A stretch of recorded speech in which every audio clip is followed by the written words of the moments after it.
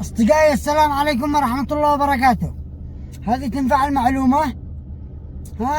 الذي حالته تعبه يصلحها في البيت، لأنه ما قد أحد صلحها. هذه يا سيدي عني ثلاجة، عندما تجي تبرد بيجي ذي يكتسر أو بينسم ولو هي جديد. دحين هذه شغالة، شغال فكيتها سليمة. ايش اجي اكسرها؟ تمام. الان بيدخلها ويخرج. ايش عاد اسوي لما دحين اتبرد؟ لو اسوي لها ايش اسوي لها من اجل ايش؟ تحتفظ بالحرارة يومين. بسيطة جدا. مليها شاي او فاير او ما اشتهيت داخلها لو ما هي، وحامينها وغطيها وانتظر شوية،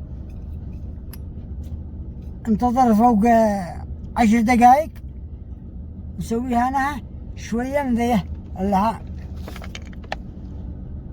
لحمة او بتيه،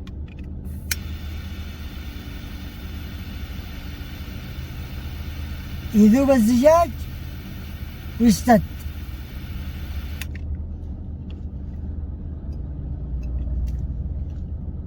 دخلت الفكرة بكل بساطة، بكل بساطة وفي أمان.